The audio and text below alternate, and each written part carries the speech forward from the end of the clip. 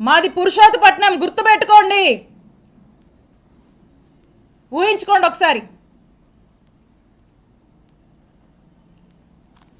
నేను ఇక్కడ మీ మీద గెలిచి మిమ్మల్ని ఇంట్లో కూర్చోబెట్టాను. ఇక్కడ 5 ఏళ్ళు నేను పనిచేశా, నేను ఎమ్మెల్యేగా చేశా, నేను మంత్రిగా పనిచేశా. కానీ ఎక్కడ కూడా ఇలాంటి వాతావరణాన్ని క్రియేట్ చేయాల, ఇలాంటి అరాచక పాలనకు మేము ప్రోత్సహించలా. ఎక్కడా కూడా ఏదన్నా కూడా చట్టం తన పని తాను చేసుకుపోయింది తప్పితే మేము ప్రొవోక్ చేసి మేము మా ఇంట్రెస్ట్లు ఏమి చెప్పి ప్రజల్ని ఇబ్బంది పెడుతూ ఈ రకమైనటువంటి అక్రమాలకు మేము పాల్పడలా. ఒక పీస్ఫుల్ ఎన్వైరన్మెంట్ ప్రతి ఒక్కరికి, అన్ని వర్గాల వాళ్ళకి మేము కల్పించి ప్రతి ఒక్కరు కూడా సంతోషంగా ఉండి వాళ్ళకి ఇంకేదైనా కష్టాలు ఉంటే వాళ్లకు మేము తోడుగా అండగా ఉండేటువంటి కార్యక్రమాన్ని చేశాం. ఇక్కడ నేను ఎమ్మెల్యేగా ఉండి, ఇక్కడ మంత్రిగా ఉండి, ఇక్కడున్నటువంటి ప్రజలకు కొన్ని వేల కోట్లతో గవర్నమెంట్ హాస్పిటల్ నిర్మాణం చేస్తే ఈ రోజున మన చుట్టుపక్కల ఉన్నటువంటి నియర్ బై ఉన్నటువంటి జిల్లాల్లో వాళ్ళు కూడా మనకి ఇటు ఉన్నటువంటి ఊర్లలో అందరూ కూడా చక్కగా వచ్చి ఈరోజు వేల సంఖ్యలో చక్కటి వైద్య సేవలు పొందుతున్నారు. ఎప్పుడో చిరకాలపు కలగా ఈ చిలుకూరుపేట ప్రాంత ప్రజల కలగా ఏదైతే బైపాస్ ఉందో ఆ బైపాస్కి సంబంధించి ఏదైతే ల్యాండ్ ఎక్విజిషన్లో భాగంగా రైతులకు డబ్బులు రావాల్సి ఉందో ఆ డబ్బులను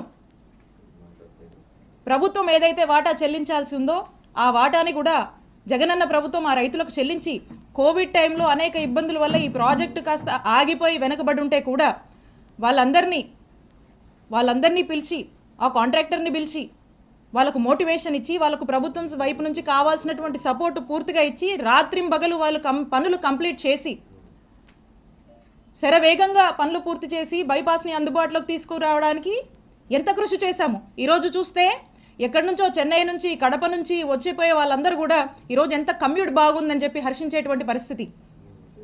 ఈరోజు ప్రతి ఒక్కరు కూడా యాక్సిడెంట్లు తగ్గి సంతోషంగా ఉన్నటువంటి పరిస్థితి. అలాగే చిలకలూరుపేట పట్టణ ప్రాంతానికి సంబంధించి అమృత్ పథకం చివరి దశలో ఉంది. ఆ చివరి దశలో ఆ కొన్ని పనులు జరిగితే ఆ ప్రాజెక్ట్ కంప్లీట్ అయిపోతుంది.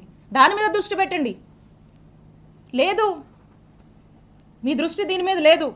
మీ ప్రభుత్వం పుణ్యమా అని ఈరోజు చూస్తున్నారా, నియోజకవర్గంలో వ్యవసాయం చేసుకునేటువంటి రైతులు పత్తి, మిర్చికి సరైన గిట్టుబాటు ధర లేదని చెప్పి ఏడుస్తున్నారు.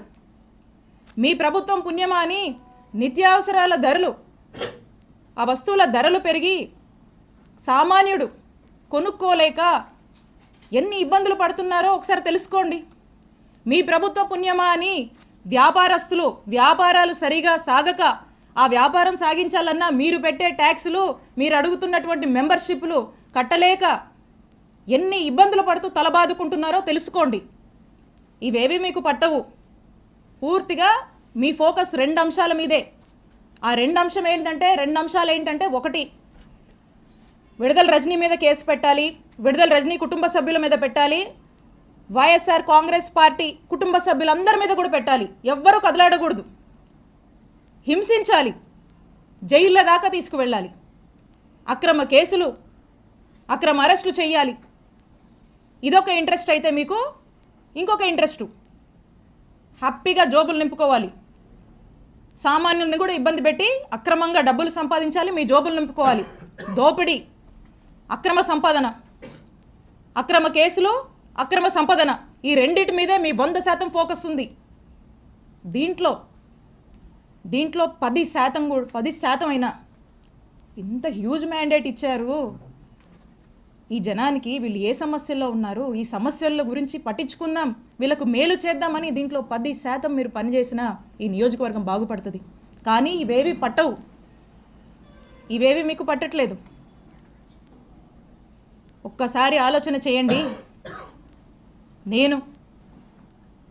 మేము అధికారంలో ఉన్నప్పుడు, నేను ఎమ్మెల్యేగా ఉన్నప్పుడు, నేను మంత్రిగా ఉన్నప్పుడు ఒక్కసారి 2014 నుంచి 2019 వరకు మీరు చేసినటువంటి అక్రమాలు, ఇల్లీగల్ యాక్టివిటీస్, మీరు చేసినటువంటి స్కాములు, మీరు చేసినటువంటి పాపాలు ఇవన్నీ ఏంటా అని ఇక్కడున్నటువంటి ఒక సామాన్య జర్నలిస్టు మిమ్మల్ని ప్రశ్నిస్తే జర్నలిస్టు మర్డర్ల దాకా కూడా మీరు చేసినటువంటి పాపాల గురించి నేను ఒక్కరోజు ఆలోచించుంటే ఏమైండేవాళ్ళు పుల్లారావు గారు? మీరు ఏమైండేవాళ్ళు?